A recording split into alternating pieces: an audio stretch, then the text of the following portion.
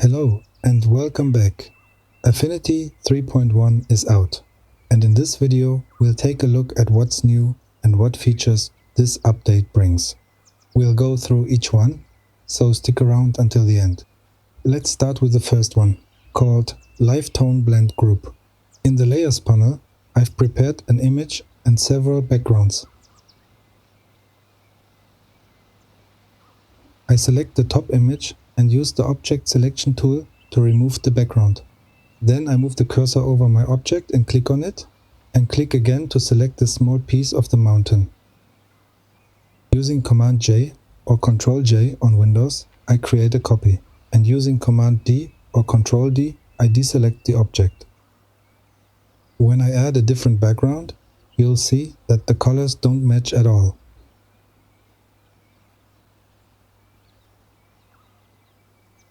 That's why I select my object, go to the Pixels menu and click on Live Tone Blend Group. Here you can play around with the settings. This also works with multiple objects at the same time. You can also use a PNG or a vector shape directly for this. And when I change the background, the color tones adjust as well.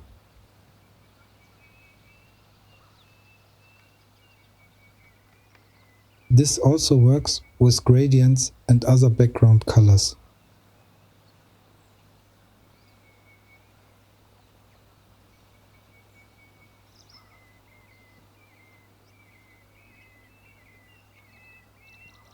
Okay, let's move on to the next one. This is one of my favorite new tools. Here I select my object using the Object Selection tool.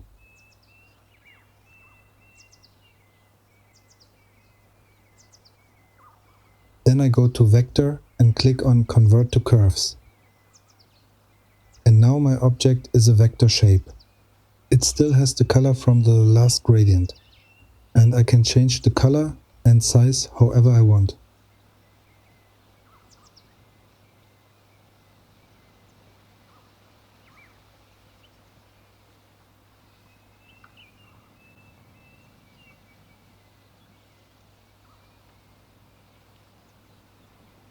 Okay, let's move on to the next one.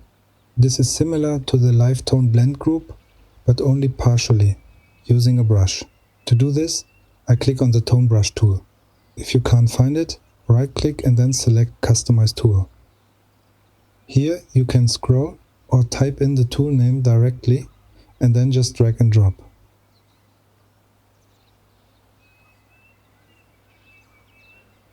So I'll select the Tone Brush tool. It's very important that you select Blend here, Overlay here and Clip Inside here. For me, it's already preset because I've tested the tool. Make sure your object is selected.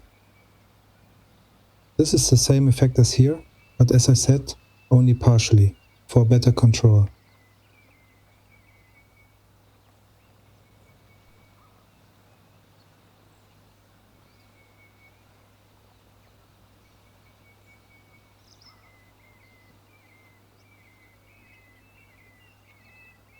If you change the background, it doesn't adjust automatically.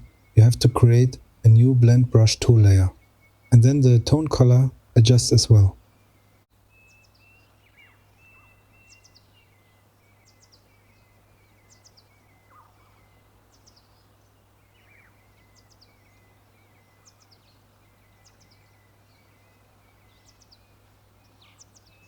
Okay, let's move on to the next one. Here I opened it in a new document, because that was the only way it seemed to work. Very important, the image has to be rasterized first.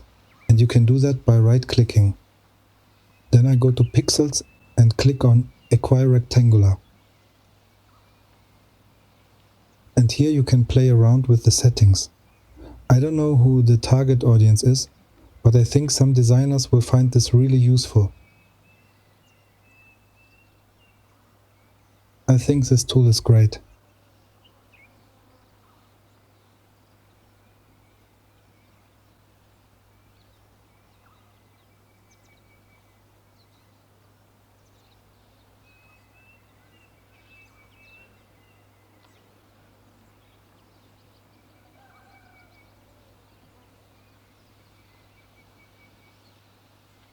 Okay, let's move on to the next one.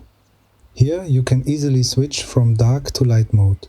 To do that, go to Settings and under User Interface you can try out different options.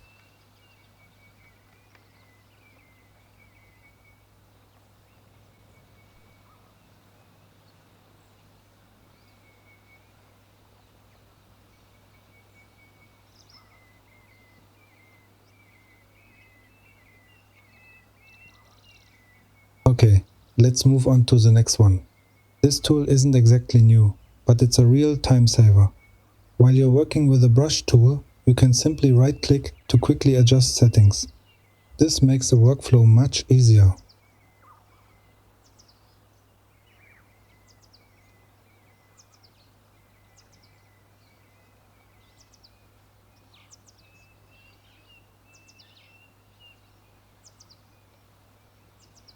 And that's it.